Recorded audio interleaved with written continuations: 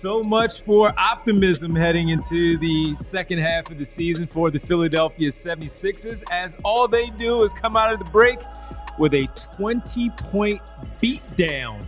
And I mean beatdown at the hands of the Boston Celtics, handing the Sixers their sixth consecutive loss. They lose by 20 at home, 124-104. And things did not look good at all. The Boston Celtics are still making threes. Welcome to the PHLY Sixers Postgame Show, presented by Bet365. Bet365, as always, download the app. Use code PHLY365 when you sign up. Whatever the moment, it's never ordinary at Bet365. Rich Hoffman, Devon Givens, Bree producing. You ticked off in the chat. This has been pretty much standard for the Sixers as we start things off. Folks, before we get started, we'll check in with Colin Derrick from the arena later on. We're also going to let you hear our conversation that we had earlier in the game with Marc Stein from DLLS Mavs, and of course the Marc Stein Substack, also the Hall of Famer that he is, giving us a few nuggets about the Lonnie Walker addition to the team, and so much more. We got to get to our play of the game a little bit later, Slim Pickens, and Rich's three takeaways that we'll get to as well. But first, Rich, before we get to your three takeaways and get from everybody here in the chat, just your immediate off the couch, walk into the studio, crack the mic. What do you think?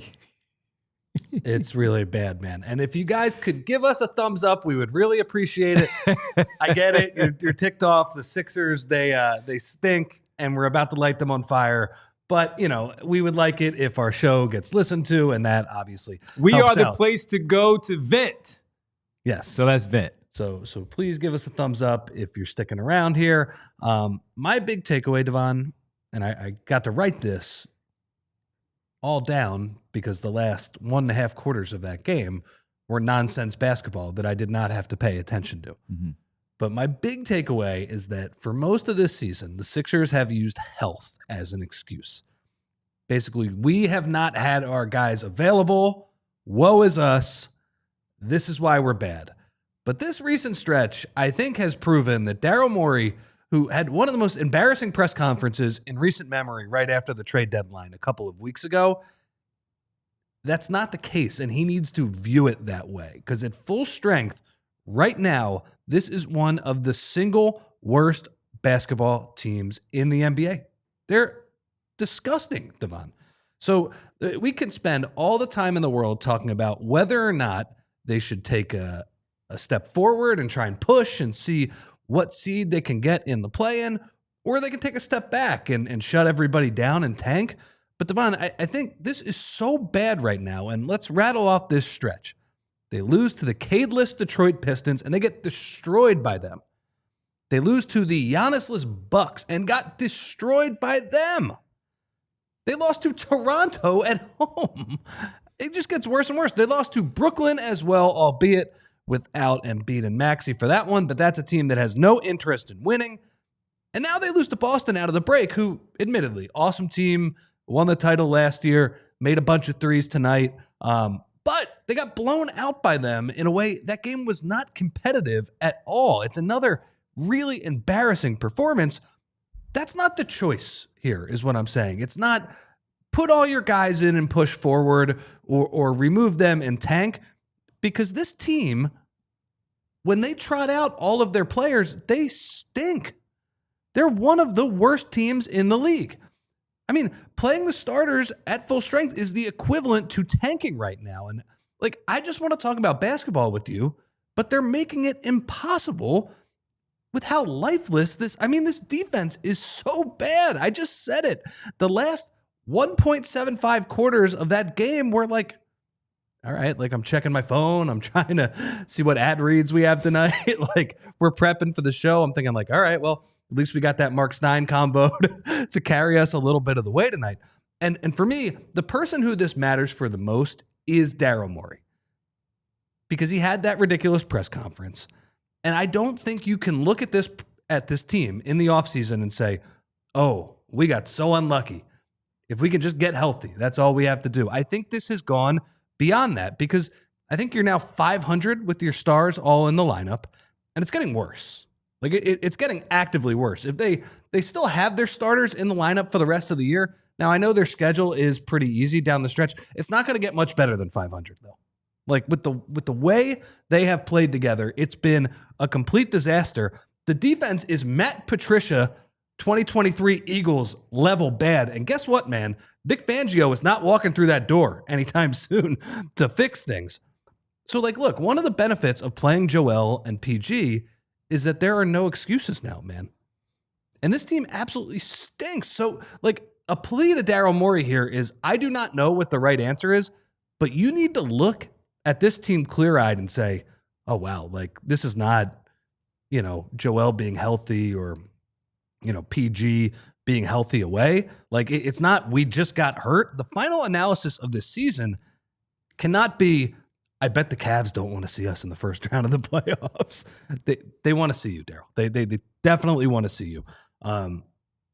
Because the defense is so unbelievably bad. I mean, I think less of most of the key figures here. Maybe Tyrese Maxey excluded. I think less of Joel Embiid. I think less of Paul George. I certainly think less of Nick Nurse as well.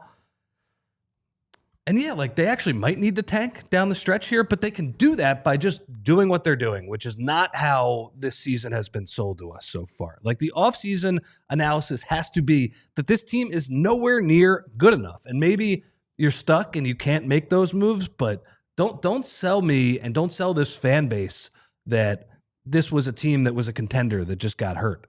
And it's funny, the last time the Sixers had a quote-unquote disaster season, Devon, was the 2019-20 Sixers. And they had a very specific issue in that they went all in on defense and their offense was just a disaster. It was like a spacing catastrophe. And Daryl Morey's first job, the reason he got brought into Philadelphia, was to clean up that mess. And he did that in that shortened pandemic offseason. And he was pretty clear-eyed about that, right? He was like, all right, we're going to trade Richardson and Horford. We're going to get Curry and Danny Green in here. And that team the next year was better. That team was, look, it was fatally flawed in the playoffs. We know how that season ended. But it won a whole bunch of regular season games, and it made sense on paper. I hope Daryl Morey is looking at this team exactly the same way, or maybe even a little more skeptical of it. Because this season, I mean, this stretch, I don't know how you can look at these guys the same way. Like, we have been sold, just get these guys healthy, just get these guys on the floor. They're on the floor, and it's as bad as it's ever been. All right, so with this one, first of all, Lonnie Walker, you might want to rethink. I don't know. With Lonnie Walker, you might want to rethink things as you look at this basketball team. So, again, the Sixers next play 2 more home games. They have Brooklyn, Rich, on Saturday. And then they have Chicago also Monday at home. So to your point, you come out of the break and you face the Boston Celtics, the defending champs. We said pregame. They're probably going to come out of the break also and make a statement because sometimes it is tough. You come out, we mentioned the Los Angeles Charlotte Hornets last night. That was the first game out of the All-Star break. Sometimes you can get clipped. They got clipped, the Lakers did, by the terrible Charlotte Hornets. And the same was not the case here tonight for the Sixers and the Celtics. The Celtics were ready, and they made 24 threes to the Sixers 8 tonight. Part of it was because the defense was just really bad. Bad coaching of how they tried to defend the three-point line, and some of the outrageous plays that we saw on the offensive end that we were like, they have no chance of scoring here, let alone stopping them on the defensive end on the other end. So this was one of the worst games, especially because you had everybody healthy. That mattered. With all due respect to Eric Gordon, Kyle Lowry, right? You had everybody ready to go. We were discussing pregame, is this the starting 5 that you may want to go with? Hey, you also have Gershon Yabusele coming off the bench as a 6th man. And sure, while you do have Justin Edwards down, he's still a rookie that Ricky Council had to play for and get those minutes, but he's still a rookie, so he wasn't going to make that much of a difference tonight against Jayson Tatum, Jaylen Brown, Peyton Pritchard, and the Boston Celtics.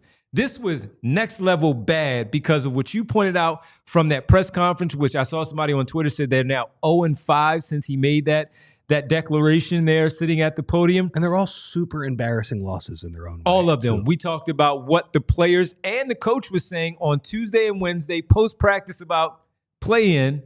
Now, look, they have to start somewhere to get to the play-in with 27 games now left. But this was ugly, man. This was really ugly. I don't care who the opponent was. We've seen them play close games against the Boston Celtics and some teams that were better, like Cleveland as well. Boston the last time, Denver in the back-to-back situation, shorthanded. But they looked like they wanted to play with a little bit of pace early on. They were down early and they made a comeback but then things just simply fell apart.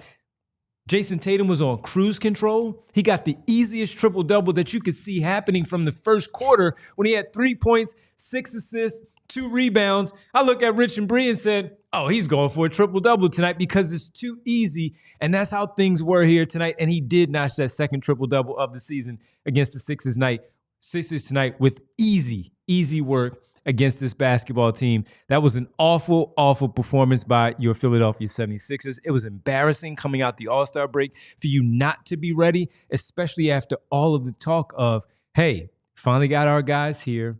We come out, we play healthy with everybody out there on the floor, and you were so good and so healthy that you put up 104 points against the Boston Celtics tonight. And that final 7 minutes was the reserves on the floor. Wasn't even close.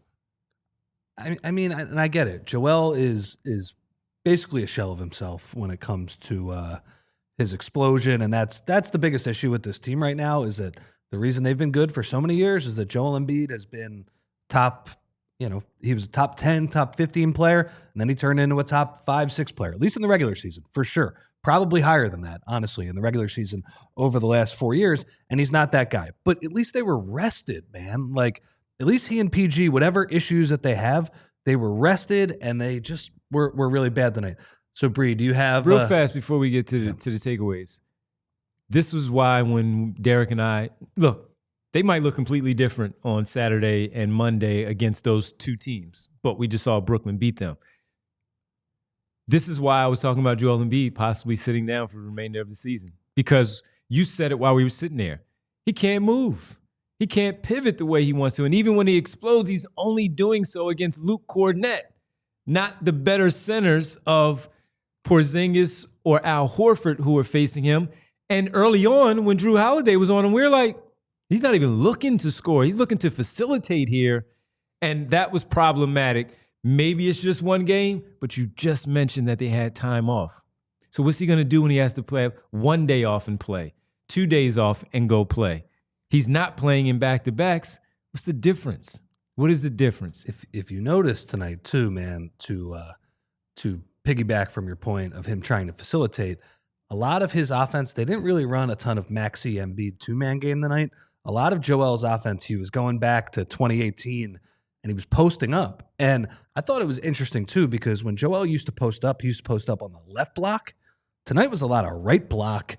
And I wonder if that has to do with his knee, because, when he would post up on the left block, he would still face up, jab step, do all of those things. And that requires, the use of his left knee and being explosive off of it.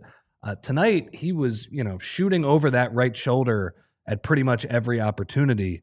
I thought that was very noticeable. A lot of right block touches. And, the reason he's been good over the past few years, the reason he has been, the reason he's been great in the regular season is because he's been dominant from the mid post, from, the free throw line. He's had all of that. He goes to the post sometimes, but yeah, it was bad. Let's do it, Bree. Let's get to the 3 takeaways. Three takeaways. And it's funny, we're talking about Joel's explosion. I just had a long talk about number 1, but this team is they're not good. They're just not good at full strength.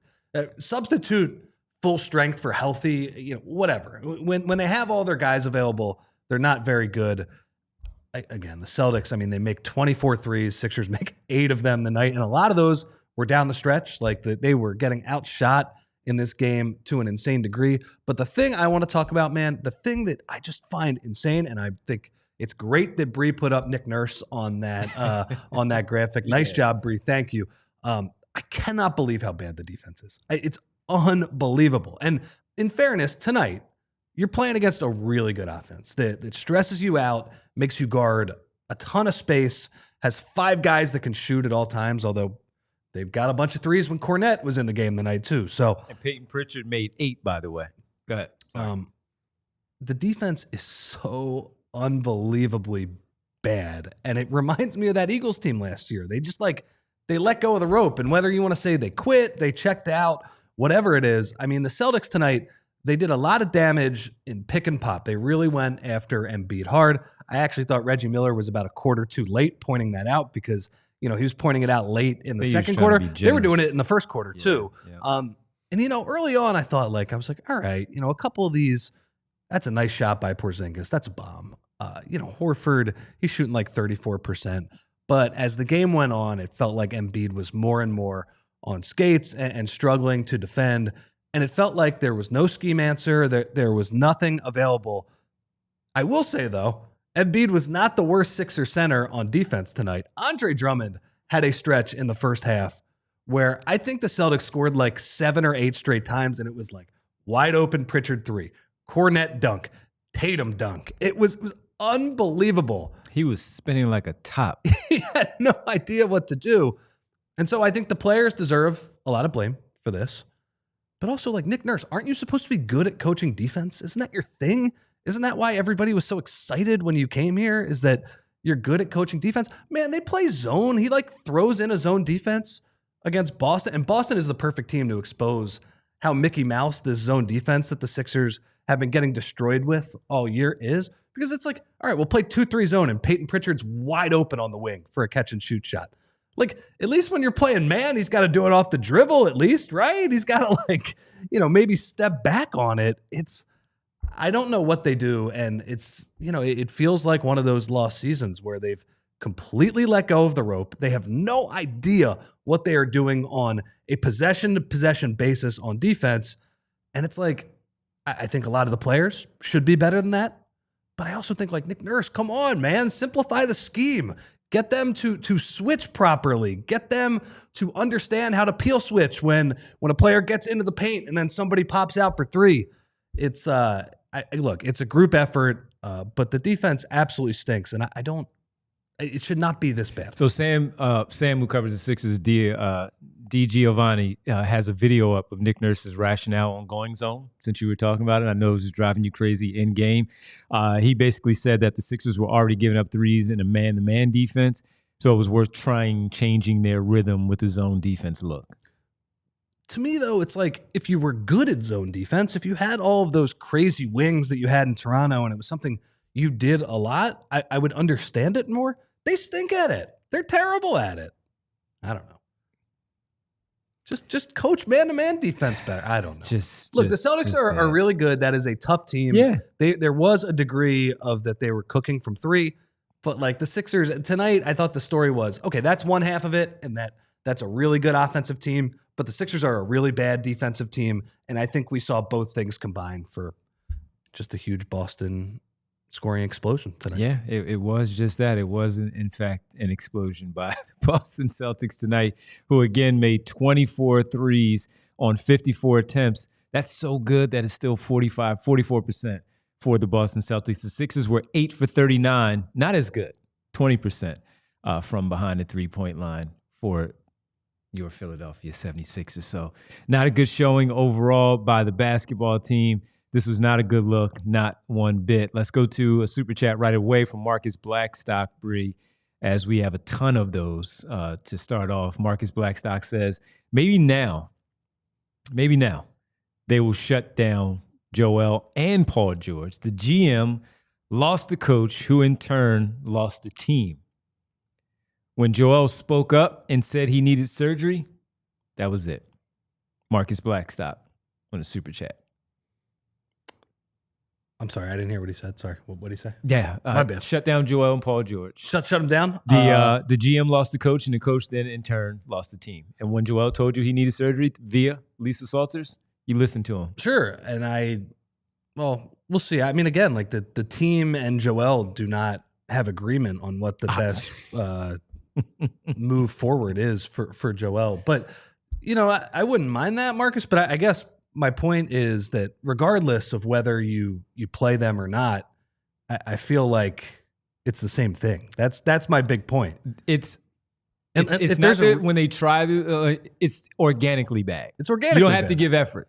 And you don't have to try anything else any different. You need to shut players down. They're not good. And that's what I hope that Daryl Morey notices like this year, Devon, is that if they do decide to shut everybody down, that's fine. But your words are perfect there. Organically bad.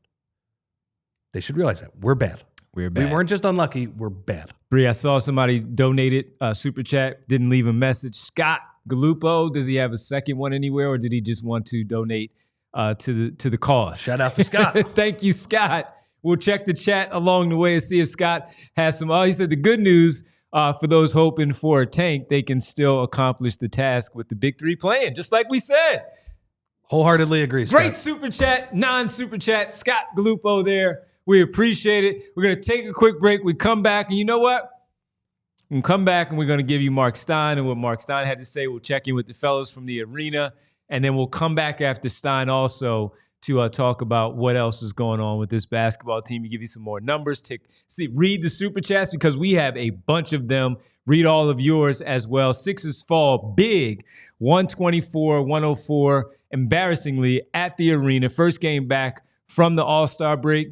This was not good. They played all the hits. None of the hits worked tonight. They were hitting on the other side. The Boston Celtics draining threes. We'll come back and get to Marc Stein as well right here on the PHLY Sixers Postgame Show presented by Bet365. Rothman Orthopedics. You talking about shutting players down?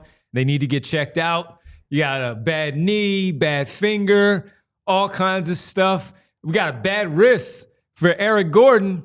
Eric, you had two specialists. Check them out outside of the team doctor. I got a third, and this is the last one you need. That's Rothman Orthopedics, because Rothman's got you covered. If you got a bad wrist, bad hands cramping, back out of whack, you can't shoot your threes, you got to get back out on the floor, and Rothman Orthopedics is the place for you, and they specialize in you. Everyone has that specialty that they love. I love playing basketball too. That's how I tore my Achilles and my ACL. And Eric Gordon loves basketball as well, but he can't shoot if his wrists aren't right. So since 1970, Rothman's physicians have remained committed to research, innovation, and minimally invasive procedures to get you back to what you specialize in, Eric Gordon. They're Rothman Orthopedics, and they specialize in you. They proudly serve dozens of communities across Pennsylvania and New Jersey with 30-plus convenient offices, urgent cares, and walk-in centers. Eric, I got the phone number. I got you covered. You just walk right in. Patients will find the full spectrum of orthopedic care. Rothman Orthopedics, from diagnosis to discharge. They provide their patients with every service and procedure necessary, such as those x-rays, orthotics, bracings, MRIs, physical therapy, and more. For more than 50 years, Rothman has participated in thousands of groundbreaking research and clinical trials with the goal of advancing knowledge, developing treatments, and improving outcomes for the benefit of their patients. So if you're like Eric Gordon and you need to get checked out, like me when I needed to, Rothman Orthopedics, they specialize in orthopedics, and you visit rothmanortho.com/PHLY to learn more and make an appointment today. And Devon, now let's talk about our friends at Ace Hardware Home Services. Do you have a leaky pipe? At Ace Hardware Home Services, they are around the block with everything that you need to fix it, including now the person to do the fixing. If you have an air conditioning issue, they have a person for that as well. How about a faucet that you said you would fix? They have that person too, because now Ace is not just the helpful hardware folks, Devon. They're also the helpful home service and repair folks. From plumbing to heating and cooling, they've got the trusted pros to keep your home humming all year long. Ace Hardware Home Services, they are bringing helpful home, the helpful you love, from the store now to your front door. They bring experience. They are local plumbers and techs that handle everything from repairs and seasonal maintenance to installations and upgrades. They bring understanding. They listen to you, the customer, your goals, and the job isn't satisfied until you are satisfied. And they bring helpful to your home so you can spend more of your time on the projects that really matter. So what you need to do is visit Ace Hardware Home Services online at www.acehardwarehomeservices.com to get you started on your next project. Welcome back to the PHLY Sixers podcast presented by Bet365. Before we get to Marc Stein, we had a chance to speak to him a little bit earlier. Speaking of Bet365, I at least made you guys some money tonight. I did do that with with looking at things here. I had Tyrese Maxey over 5.5 assists. He ended up with a team best 7. And I also threw in there Derek White over 13.5 with his points. He ended up with 16 for the Boston Celtics tonight. So if you tailed me a little bit earlier, we came back ready to go for the second half of the season, getting you right at Bet365. So once again, make sure you download the Bet365 app. Use code PHLY365 when you sign up. Whatever the moment's never ordinary at Bet365. Make a little change. Absolutely. One quick thing I wanted to say about Maxey, because I think he was down the list of the things that frustrated me. I think this was more team-wide and frankly, some other players instead of him. The one thing that I thought was pretty noticeable, because he had just come off that game where he was super quiet against Toronto, it feels like at the beginning of games, his directive is to not be as aggressive early on. Like, you can tell he's trying to set up Paul George. He's trying to be the facilitator early on. And then when Paul George leaves midway through the first quarter, then he turns into Tyrese Maxey again. Yeah. And you look at his final line tonight, 6 for 10 from the field, 16 points, 7 assists. Like, not a terrible game, but not that impactful. But obviously the problems were bigger than him. I just thought that has been pretty noticeable, that at the start of these games, it feels like they have made a consistent effort to get Joel going, to get PG going. And Maxey has sort of taken a back seat early in these games, just by choice, just as like a team player. But I think it's pretty noticeable that when PG leaves the game, he starts to ramp up and become Tyrese Maxey again. He did it a little bit tonight off those double drag screens. Just an observation. Crazy you said that, because I saw somebody in the chat and say Paul George is basically Paul George. Tobias Harris. He's basically Tobias Harris this season. And for all the money you paid him, could have just paid Tobias Harris. Not that Harris wanted to stay here. I think he wanted to change also, but just pointing that out. All right, let's get to our conversation with Marc Stein. We'll come right back. We'll get to your thoughts, give some more super chats, check in with the fellas also from the arena. Marc Stein from DLLS Mavs, joining Rich and myself, talk about Lonnie Walker, Quentin Grimes, and much more, including a playoff push. All right, always great to be joined by the Hall of Famer, a friend to the show from the DLLS Mavs, and of course the Marc Stein Substack. Hall of Famer Marc Stein joining us on the PHLY Sixers Postgame show. Marc, good to see you. Gentlemen, how are we? Always doing well, man. Always good to catch up with you. Well, we have 28 games, now 27 games now for the Philadelphia 76ers, and they're really trying to dig themselves out of the hole that they put themselves in the first half of this season. And one of the names that we have talked about, not only in the offseason, but with the open roster spot that they have for so long, you also wrote about him, I believe, in December, and that's Lonnie Walker. You also had a tweet a little bit earlier in the week on Tuesday about the possibility of him staying in Lithuania because he did not get to the buyout deadline on time. And then things flipped a little bit for Walker, his representation, and the Sixers got into the mix. So with him agreeing to the 2-year deal, how did all of it come together? Well, yeah, I think if you go back and look at my tweet on Tuesday, this wasn't just me reporting it. This was Lonnie Walker's own agent saying basically that the clock had run out. The way the contract was structured, he had until February 18th to find an NBA home. And it was interesting that the team in Lithuania, BC Zalgiris, that they were okay with granting that. It was, a bold move on their part too, to be able to get, look, I think everybody would agree, Lonnie Walker went to camp with the Celtics. He's an NBA player. I think people were shocked when he went straight to Europe. The Celtics couldn't keep him. I think the Celtics wanted to keep him out of training camp, but just couldn't do it because of their luxury tax situation. So Lonnie Walker decides, instead of trying to go the G League route to stay relevant, I'm going to go to the Euro League. And to get him, the team in Lithuania says, okay, we're going to give you an out. You can leave us in the middle of the season in February 18th if a deal surfaces. But on February 18th, I spoke to his agent, George Langberg, and their view was at that point that they had interest, but there weren't any offers at that point that they wanted to leave the EuroLeague for. And then I think you saw Lonnie Walker himself tweet that at about 10 p.m. Europe time, Lithuania time on Tuesday night, that's when the Sixers ramped up their interest. And you said it well. I think the Sixers have always been interested in Lonnie Walker. I think he's a player they've been monitoring all season. And I do appreciate, shout out actually to Adam Aronson for finding what I wrote in December, because frankly, I'm old and I had forgotten that I had written that in December. But Philly has been tracking him all year long.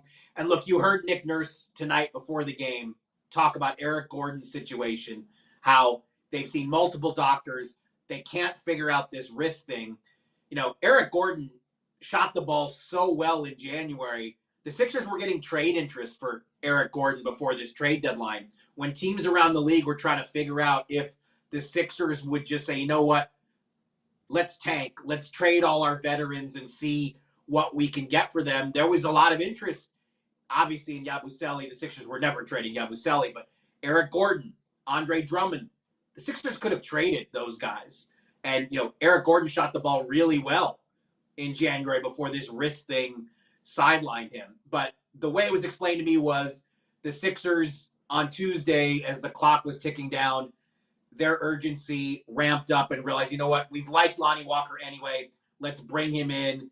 In classic Daryl Morey fashion, they come up with a deal that goes beyond this season. So if things work out, the Sixers would be in position to retain him. And, you know, again, I think if you really talk to people around the league, you know, there was a lot of surprise that Lonnie Walker wasn't in the league all season. I mean, and, you know, my theoretical hat was off to him to go to Europe and try to do it another way instead of going to the G League just to stay close. You know, because people always talk about the G League as, you know, the most scouted league because of obvious proximity to the NBA. But he took on a bold challenge, went to faraway Lithuania, stepped into the Euro League, which is a completely different situation, but incredible crowds, incredible stakes every game. And, you know, it worked out for him. And he's back in the NBA where I think he always wanted to be. Mark, another transaction that the Sixers made that I want your perspective on, because you are near the other side of it, is something that we didn't really expect, and that is the Quentin Grimes for Caleb Martin swap. And obviously there was an extra pick thrown out after Caleb Martin's physical down in Dallas. I guess just as somebody who has been around the Mavericks a lot, what was their perspective on making that trade and kind of what happened behind the scenes with them determining, okay, we will cash in Quentin Grimes and take on Caleb Martin here? I have to say that Quentin Grimes played really well in Dallas after a slow start. It was surprising that the Mavericks were willing to move him, but Dallas needed length on the wing. And Caleb Martin, when healthy, you know, he provides a level of experience, length on defense, playoff resume that Dallas didn't have. Caleb Martin is also signed to a 4-year deal just south of $30 million, which I think from the Dallas perspective was attractive from a team contract control point of view. Whereas if you remember, Quentin Grimes was eligible for a rookie scale extension up until the day before the season started. He and the Mavs could not come to an agreement on a deal. And I think Caleb Martin was signed in the financial range that the Mavs would have liked to have signed Quentin Grimes way back in October. But when the Mavs did the physical with Caleb Martin, they clearly saw something they didn't like. From the Sixers' perspective, I think they felt like Caleb Martin was very close to returning from injury. So the Mavericks were in position to do what we saw the Lakers do with Mark Williams. The Mavericks could have avoided that trade, but instead, both teams got together with the league office.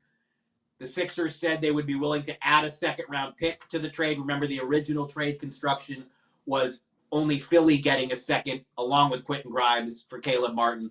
The Sixers threw in a second, and the Mavs decided, instead of avoiding it, let's take this second from Philly and let's see how quickly we can get Caleb Martin back on the floor. And look, the reality is in Dallas, we still don't have a timetable for when Caleb Martin is going to play. It's not clear. Again, I think the Sixers felt like he was very close to returning, But, in Dallas, a team that has just been racked with injuries.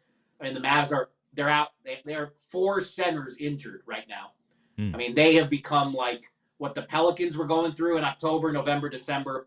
That's what the Mavericks have been going through. And obviously, after the Luka Doncic trade, there is tons of urgency in Dallas to not just win, but make a playoff run. So they really need Caleb Martin to heal and get back as quickly as possible to help them on the wing, in addition to Anthony Davis, Derek Lively II, Daniel Gafford.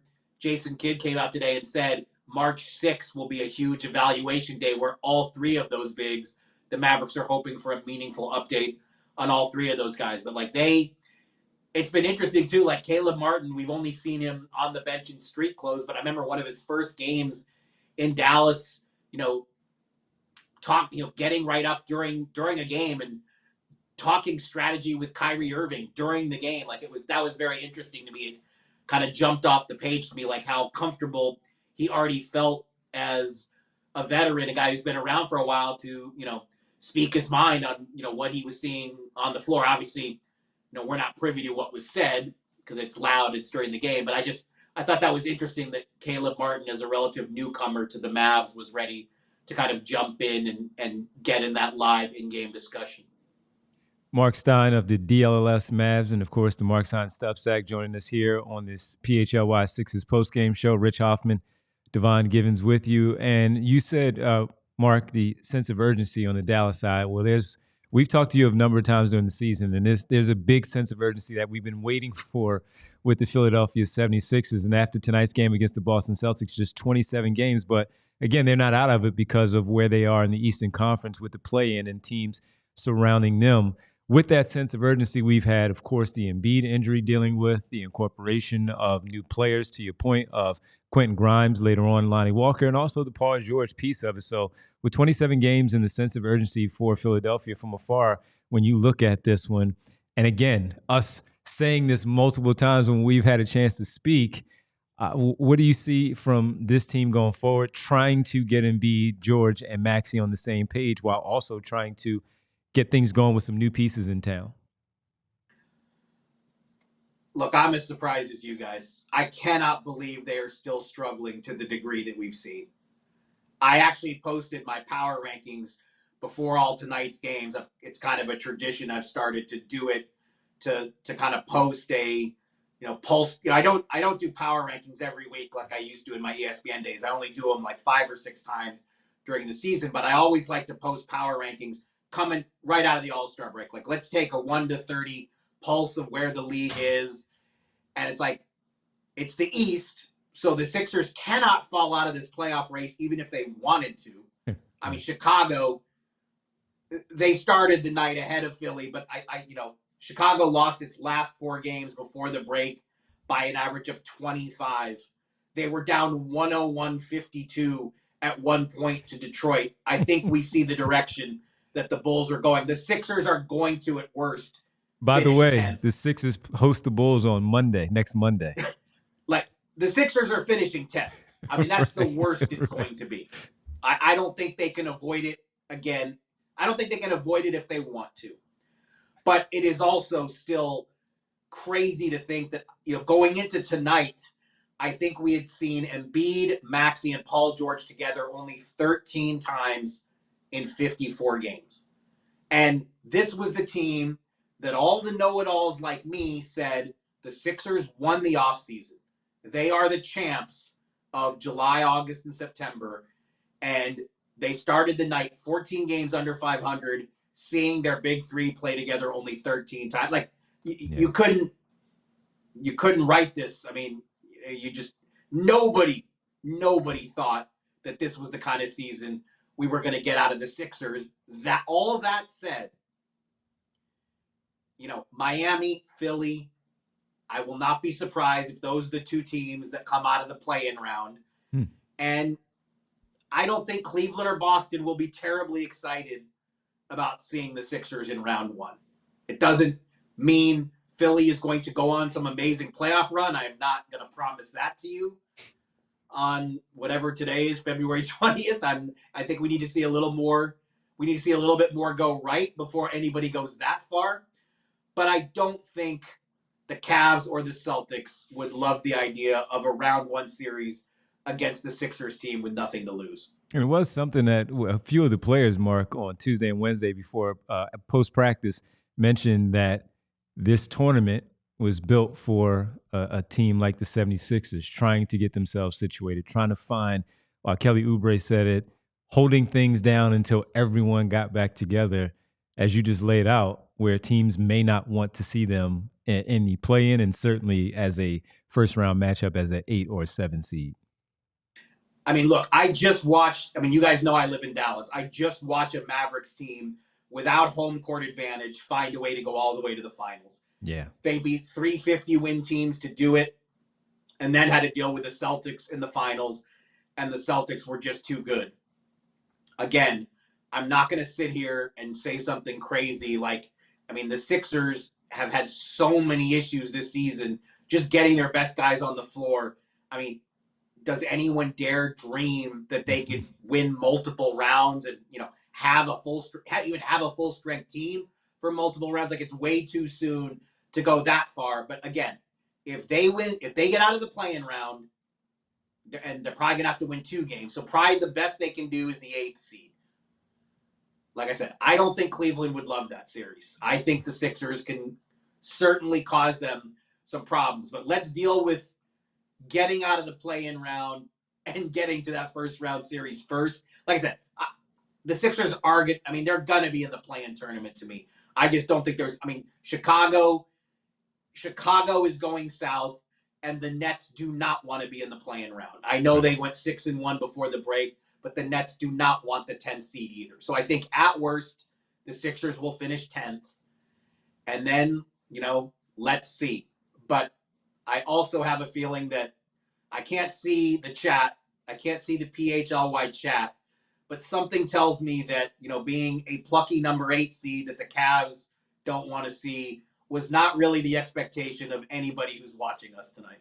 Not at all. Not at all. Well, up next for the Sixers, Brooklyn, Mark, on Saturday at home, and Chicago also at home for the Sixers. So 2 home games against the 2 very teams that you just mentioned. We'll see how it all plays out, and of course, as it goes along through April. And I'm sure we'll speak to you once again before the postseason gets underway. You can follow Marc Stein on Twitter at the Steinline. Check him out at markstein.substack.com to read all the great work with our other good buddy, Jake there, doing a great job there. Jake Fisher with Mark there as well. And also check him out on the DLLS Mavs podcast with the rest of the team there. Mark, as always, good to catch up with you, man. Thanks for spending some time with us here on this Thursday night. Thank you. Sounds good, guys. Take care. Talk soon.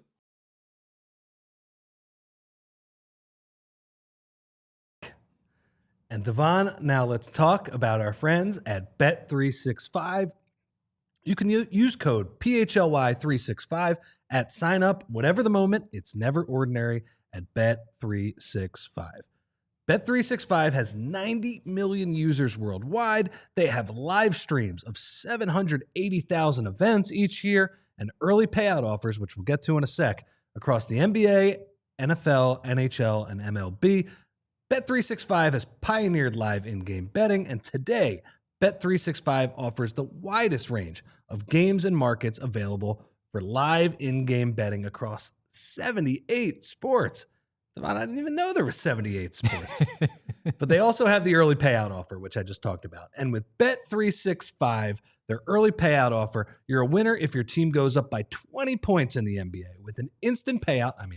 Celtics, you would have hit that midway through the third quarter tonight, right? Yes. Instant payout. Not like the Sixers were going to come back. You would have covered anyway. But they got you covered if they would have. And you have instant payout on straight bets, and parlay selections also will be marked as winners. Download the app and use code PHLY365 when you sign up. And Devon, there is breaking news from Bet365. New customers now get $100 in bonus bets when you bet $5, win or lose. Sign up and use the code PHLY365. Deposit $10 and place a bet for $5 to get $100 in bonus bets, even if your bet wins or loses. Bonus bets can be used on the spread, totals, player props, futures, and more. Whatever the moment, it's never ordinary at Bet365. You must be 21 plus and physically located in Pennsylvania. If you or someone you know has a gambling problem and wants help, call 1-800-GAMBLER.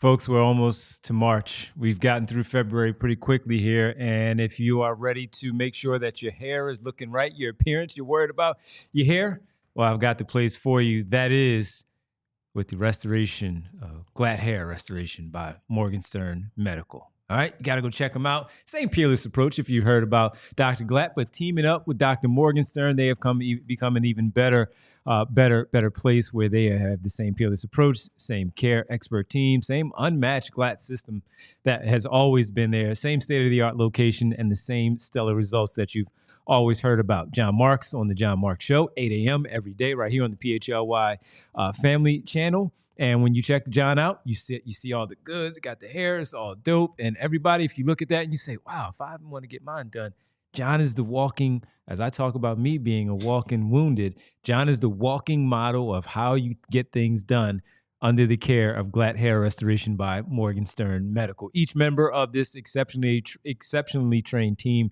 brings 30-plus years of industry experience.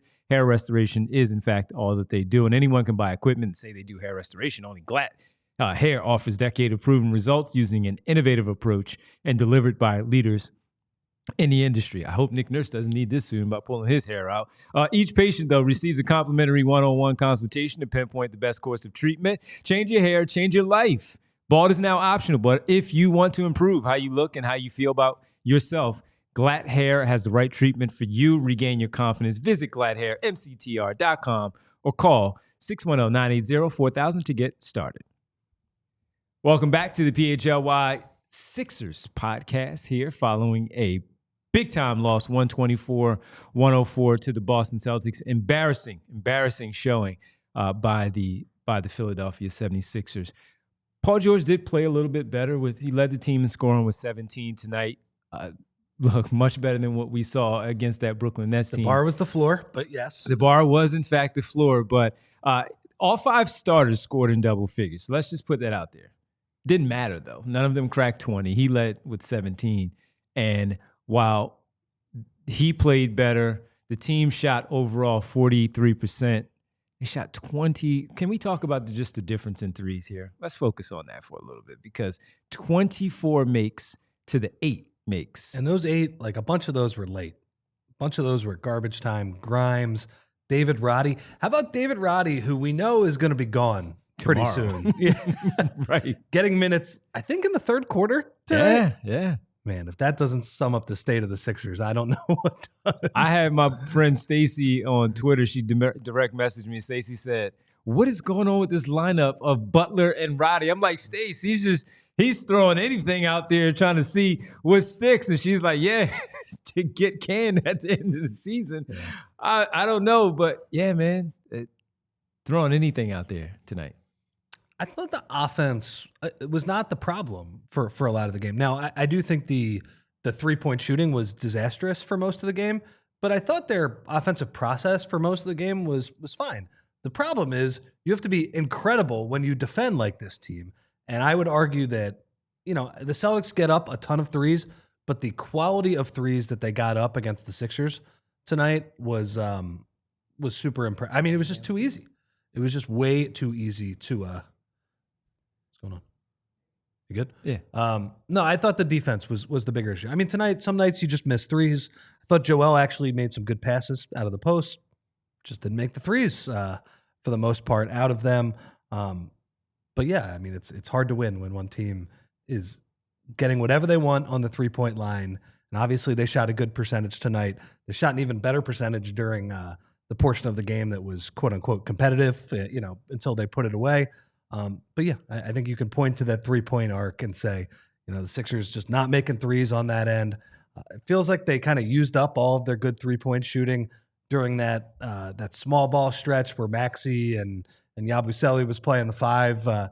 They used up a lot of the threes during that stretch, just have not shot it very well recently. Not at all. All right, let's get to these super chats so we can run through these, and we'll check in with Kyle or Derek from the arena. We'll start with Jake M. Jake saying it's all right. 19 field goal attempts. Last 2 games. Last 2 games for Maxey is one thing. To lose, this is a waste of time if he's playing like this. So I agree with that. I mean, I agree with the frustration, but I think part of the reason it's not to me that he is frustrated. Mm-hmm. It's not to me that he's even hurt. I thought he had some very nice drives to the basket tonight.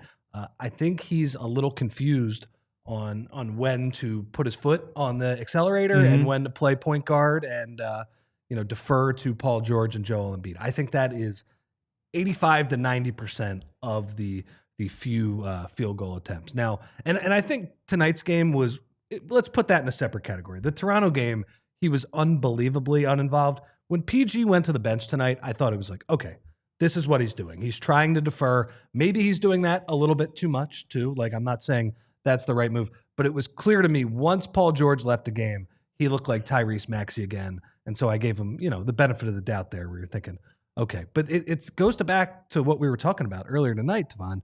Just that those three guys don't know how to play together offensively. Their whole team stinks defensively, and their supposed best unit, when they have the big three available, they don't know how to play offense together either. So other than that, how was the play, Mrs. Lincoln?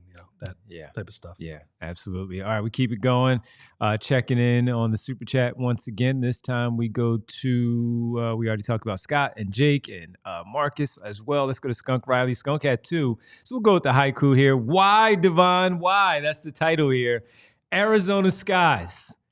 Candy dry salt tears from my eyes. And then he has 5 Fs there for this one. I feel like that was cheating a little bit on the last line. Well, look at the basketball team he's talking about. He's trying to get creative. Skunk puts more effort into his haikus than the Sixers put into to playing defense. Yeah. So, Skunk, thank you. Also giving, talking some lovely things about Rich overall. What's the next one? We have Andrew Owens. Andrew Owens in this one saying, what do we have? With Wemby out, the Sixers will need to tank even harder to retain the pick. They need to make the decision now or it will be too late. I don't know. Aren't the Spurs a little bit ahead of the Sixers? Yeah, I have the standings right Spurs here. are pretty bad. I do understand that sentiment. Spurs are 23 and 29. If I look at the league standings for the Spurs right now, the Spurs are 23. So they're 3 games in front of the Sixers right now. So, but they still have Fox. Yeah. It's a bad team, though. I do agree with that. That's such a bummer, by the way. It is. Yeah, so if you missed it, blood clot in the shoulder. Blood clot in the shoulder. Glad they caught it early. Yeah. Yeah, he was experiencing the discomfort during the game, and he said he would get it. You see how it felt resting after the All-Star game? He said he had low energy the last few weeks, too. That can be pretty scary. So I'm glad that they caught it early, so, But it's a bummer. He's one of the most fun guys to watch in the league already. And the odds at Bet365 changed pretty quickly for Defensive Player of the Year. Jaren Jackson Jr., the favorite now, at minus 120, so it wasn't even close with that one. So again, get well, Wembanyama. Take your time and get back and get healthy. So don't even worry about coming back with that one. So Larry Love says, if I'm the team owner, Josh Harris, I'm calling the head coach. And I'm like, hey, sorry plane's going to be down for the next 20 games. Sorry, we got a Greyhound for y'all. So this is like a Major League, the movie Major League situation. And they're reading all the comics. Coming from the owner. They're reading all the classic novels that are the comics, like Moby Dick. Yeah. Well, unlike Major League, I don't know if Rachel Phelps, who I think is the owner in that movie, ducked the luxury tax. So I think they're good. They got a little extra cash hanging around for the guys. I get it. They stink. It's not good. Not good. Which is what the groundskeepers say too about the about the tribe in that movie. Yeah, they stink. They did stink. They until the end when they didn't. Great story. We'll see what happens with the Sixers in this ending and all that. All right, Bernard McCoy and Embiid playing at 50%, and he still will not let Maxey be the number 1 offensive option. Selfish. His defense is even worse. Paul George and Embiid really look old. The one thing I will say, though, Bernard, was early on, it looked like he was really trying to be a decoy. He was being facilitator instead of scorer. So he was trying to get them the basketball, let them do their thing. And they scored decently enough in the first quarter where they were right there with the Celtics, but the defense was just poor. Yeah. I thought he was in facilitating. I didn't think he was looking to score early. I thought he was trying to hand the ball off. I understand Bernard's frustration. I think the development that he's talking about, where Maxey is not really the number one option right now, is definitely true. I think that is more a factor of the Sixers just don't have it figured out. But I also agree with him too that Embiid is at he can't push off on that left knee, and if he can't do that, then Can't play. we're in a different conversation, right? He's not Joel Embiid. He's not the guy that has been powering these wins over the years, and he's going back into the post because it's less stressful on his knee. But that's not the long-term right answer. No. Appreciate it, Bernard, as always. Thanks for the super chat, Larry Love. Play-in. Did you say play-in? Don't talk to me about play-in. I'm just hoping we can win a game. Again, organically, Larry Love. Organically. They're just not good. So It's not good. don't even – thank you. We appreciate it. Anthony Cornelius, we played better when Joel and Podcast P were out. We talked about them just playing that more up-tempo style of basketball. They won those 4. They lost the 2 against Denver and Boston back-to-back. But we saw how sustainable, though, is that? It's not sustainable, but it's true. It's true that in this stretch, they did play better. Now, I think they shot the 3 incredibly well during that stretch. And some of that, Devon, is that they're able to spread the floor with Yabusele, and Maxey has more driving lanes. Feels like Maxey's a little bit more unleashed as a scorer. They got great shooting from Eric Gordon during that stretch as well. That part was not sustainable to that degree. I don't think that that's like a plan moving forward. They're going to need better players, better two-way players, because they were giving up 1 million points during that stretch as well. But to Anthony's point, they were playing better before Joel and PG came back, and that should be pretty embarrassing for everybody involved. But it also should be clarifying that this team is not very good, even when healthy, and that's been kind of the point of tonight's podcast. Speaking of the point, what is the point? Trying to get into the playoffs when you play the Celtics, Cavs, and Knicks when it's obvious we'll lose in the first round. That's Scott. So 10. Agreed. Yep. I mean, I think if you want to say that, continuing to play these guys, just like learning a little bit more about players like Grimes and, maybe Embiid could work his way back. I think that's a long shot, by the way. I don't really have a ton of enthusiasm for a lot of those things. But I agree, Scott, that, they're going to get blasted by any of those teams in the playoffs. Yep. And Sam, the final super chat here says, saw Mr. Newbeck at the game today. At the gym. The gym today. Sorry. Turns out it wasn't Kyle. He had no idea who Kyle was. And I look like a complete psycho in this one. The good news is I'll never go back to that gym. Thanks for the content, guys. Sam, thank you. Oh, we got to catch up so you can actually see Kyle. That's hilarious. Thank you, Sam. I wonder if he's got a membership at one of those big gyms that has multiple locations. Sam, you got to go back to the gym. maybe just I don't know, wear a hat, go off peak hours. I don't know, but don't stop going to the gym just because of a weird case of mistaken identity. I think that's happened to all of us. We appreciate all the super chats there, and let's get to our player of the game, who is also, we mentioned him early, Tyrese Maxey. I mean, 16 points, 7 assists, 5 boards. It was either him or PG. It was either him or Paul George. Paul George, as you said, the floor was the ceiling. And player of the game, Tyrese Maxey, brought to you by no one. Tyrese has gotten a lot of fun player of the games, I would say, over the past month, where he played awesome. He didn't play awesome tonight, but nobody on the Sixers played awesome. Folks, make sure you go and sign up to become a diehard member right now. It's $48 again. Mm-hmm. So $4 a month, $48, riding high after the Super Bowl. And we just giving you an intro offer of $48. So if you want to take advantage of that, please do go to allphly.com, sign up, become a diehard member, get a free t-shirt like Rich has on right now, the black one with our PHLY logo, and become a member of the community, Discord, all of that, allphly.com. All right, what do you think we should do, Bree, here? Should we just say goodnight? Because Joel apparently still hasn't, well, that was like 15 minutes ago, but locker room Joel, it takes a while.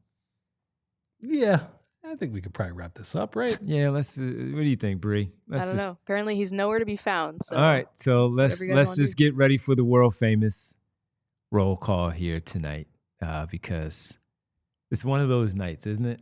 Yeah, it's one of those nights, and we'll be back on Saturday, another 7:00 game.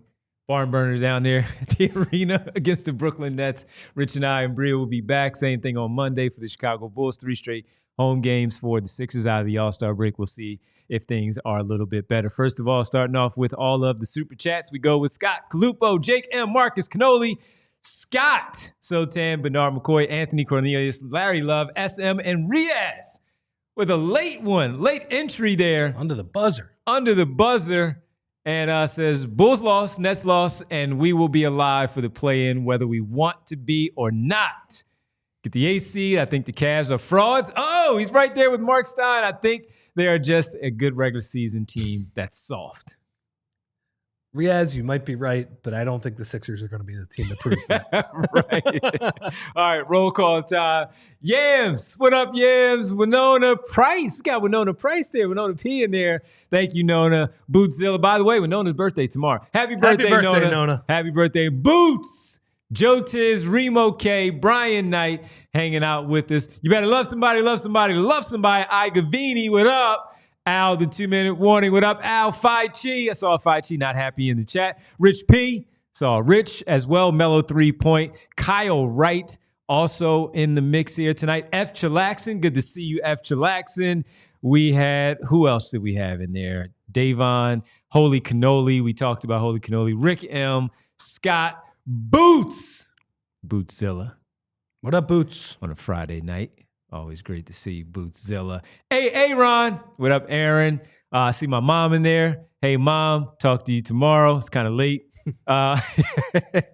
Theo, SB Cole, Danny Small checking in with us here also here on the show here tonight. And I think that did we have Val and Jeannie? I don't know if we had Val, Jeannie. You know, the rest of the crew. Yeah, Jeannie was there earlier, at least. All right, well, we saw them, the rest of the crew. We see everybody tonight. Everybody, make sure you go like and subscribe to the show. As always, we appreciate it. We're over 41,000 on YouTube. We would like for that number to continue to go up. T. Harris, I see you. Money Mar, what up, Money Mar? Make sure you hit that like and subscribe button. Also, please hit the bell icon. And when you do, you'll hear and that'll alert you that the show, it is showtime. AKA Sandman, bring me a dream. Thank you. We see you too. Everybody, Jess too. We saw Jess as well in there in the chat. So everybody have a great rest of your Thursday. Sixers were awful tonight. They fall 124-104. Our show tonight brought to you by Bet365. Download the Bet365 app. Use code PHLY365 when you sign up. Whatever the moment, it's never ordinary at Bet365. Must be 21 plus and physically located in Pennsylvania. If you or someone you know has a gambling problem and wants help, call 1-800-GAMBLER. Super producer Bree, great job as always. As always. We'll check in with Kyle and Derek on Saturday. Rich, always good to see you. Always good to see you, man. Maybe there's better basketball. Saw Sal in there too. Thank you, Sal, for checking in. Everybody have a great rest of your Thursday. We'll talk to you on Saturday, 6:30 pregame with us three right here on the PHLY Sixers podcast. Good night. Have a good one. They stink. We all silly like the mayor.